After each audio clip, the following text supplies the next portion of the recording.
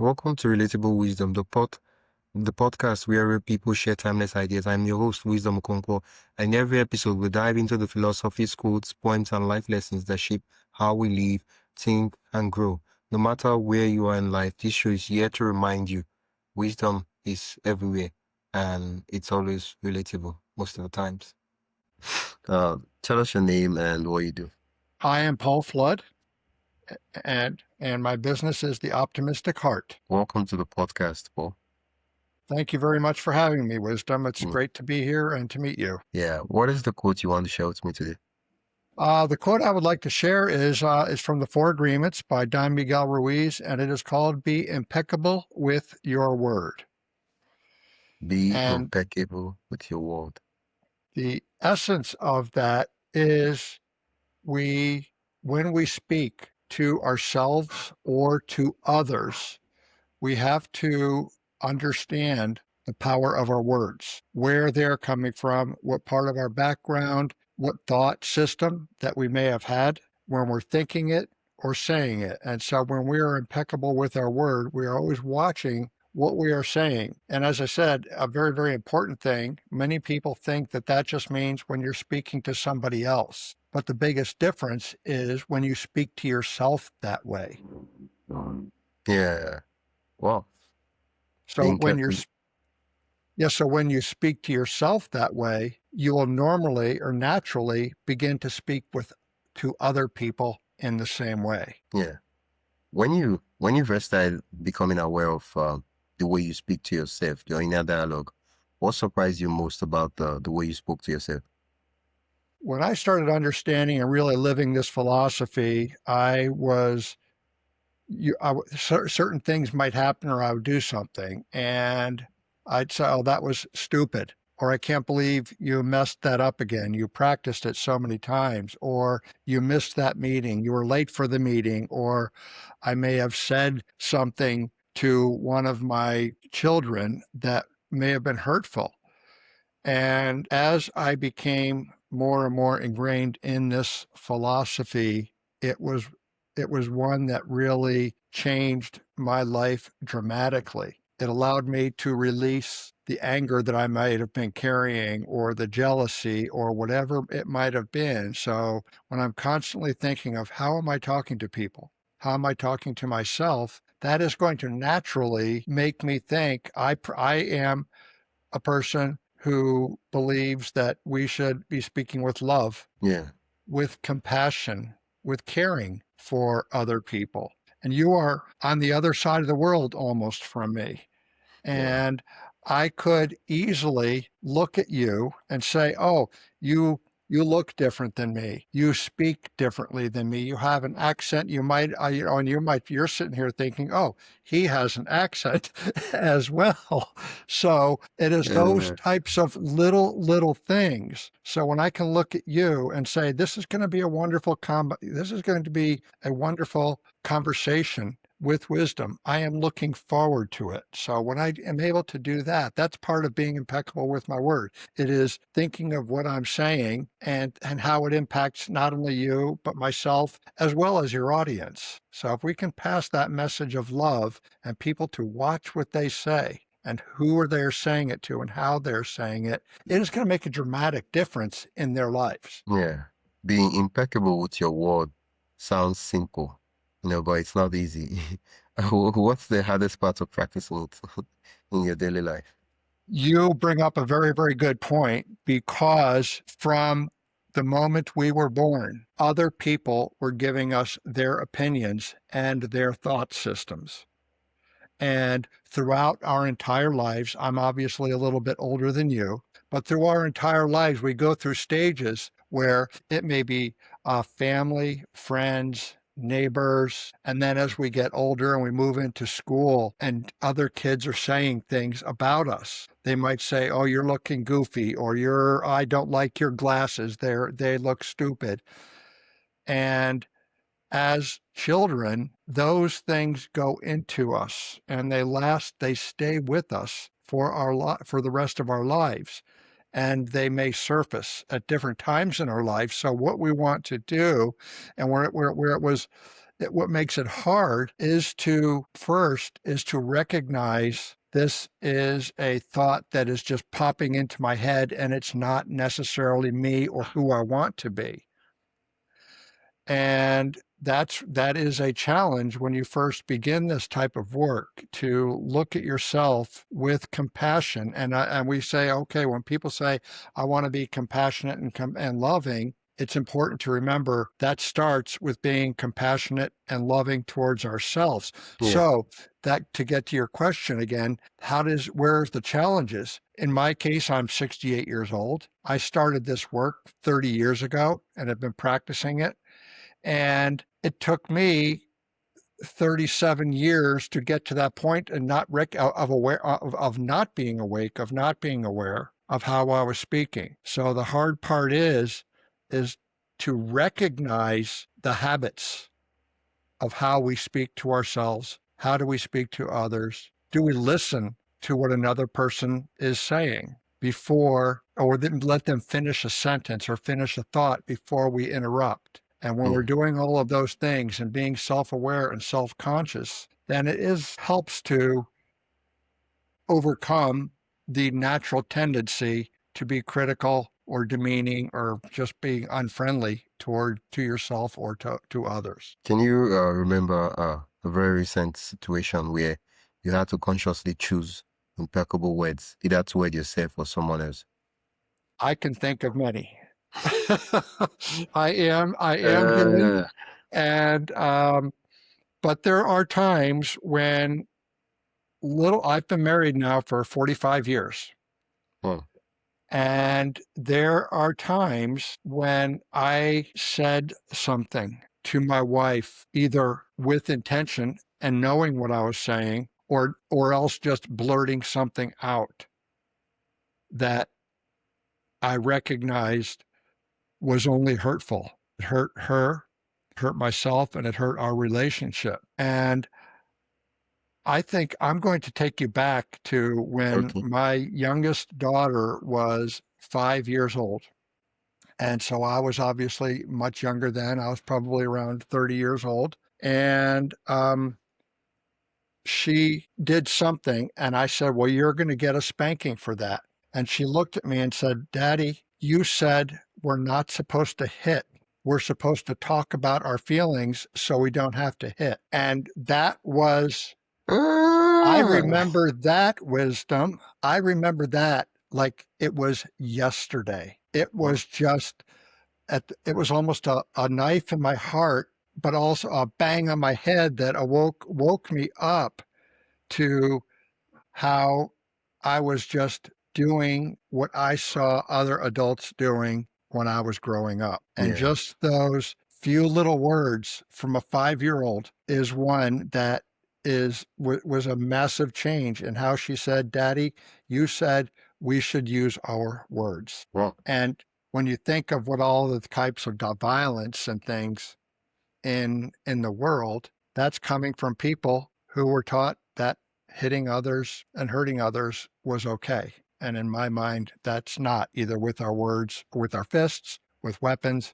or even more so with words. Words have started more wars throughout history than anything else. It's an insult. A king might have been felt that he was insulted by another king in another kingdom. Yeah.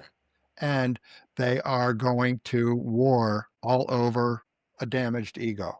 What does your inner critic usually try to tell you? It is trying to tell me to think of what I'm saying, to think of what I'm doing, to how am I responding, and to pause before speaking, and to pause before responding, so I can be sure that my reaction is coming from me, and it's not just happening without thought and without meaning. Every thought has meaning. Every word has meaning. And the more I can remember that, the more peace I will feel as a man. And when I do that and I'm around other people, my energy of being warm, of being pleasant, of being compassionate, and being loving is going to wear off. And other people around me who are going to feel that energy as well. Yeah. When you work with people, what's the most common harmful word they use against themselves? I'm not good enough. Wow. The number of people who that it comes down to that. As I work with clients and just other people, and and they start talking about themselves and things that they were taught or told as children, whether it was a remark of a friend, a parent, a teacher, a neighborhood, somebody or another. But Let's take a quick pause. If you're enjoying this conversation and want more thought-provoking ideas straight to your inbox, join the Relatable Wisdom email list. It's free, quick, and filled with bite-sized insights, inspiring quotes, and behind-the-scenes reflections from our guests. Just head to relatablewisdom.com/join. That is relatablewisdom.com/join, or tap the link in the show notes. And hey, subscribing to the podcast helps more than you think, and it's free. So if you haven't already, hit that follow button wherever you're listening. All right, let's get back to the conversation. they go through life thinking they are not good enough, especially if you think of today in our social media world where people are so sensitive to what other people are saying about them. And what I feel they're not aware of is that the people who are saying that are hurting themselves. They've got an inner turmoil and inner pain that they are going through, Yeah. and they're projecting that upon others. Well, has there been a time where uh, breaking these agreements cost you? Very many. As I said, just the time where I just might have said something that I may have thought was funny or humorous, and I hurt someone, whether it be my wife or a coworker or something, that sticks with me and it weighs on me heavily. And it is the kind of thing that I will meditate on to forgive myself, and I will make sure that I don't keep that to myself. And I will go to that other person and saying, I apologize. I hurt you. Yeah. I was not thinking, and please forgive me. No, we're talking about being impeccable with your word to yourself. But has there been time where being impeccable with your word, both to yourself and to others, forced you to leave a relationship, job, or environment? Absolutely, within an environment, I think of social groups that I was in and groups of neighborhood friends that there were things that were happening that they were saying that I thought were close minded, very racist, and was no longer part of my belief system. And I told them that what you just said is racist, and I can't deal with that anymore. Don't talk like that around me anymore. Yeah. And actually, I got a reputation many, many years ago is don't talk like that around Paul because he'll call you on it. Yeah. And that person, they might think it's funny. They might think they're superior, but it's not funny. And they're really just projecting their insecurities to others, their ignorance of what others are and the truth of what people are. It's not because they're inherently bad or these are very good people, but there was a part of their thought system and their thought process that I could no longer be a part of.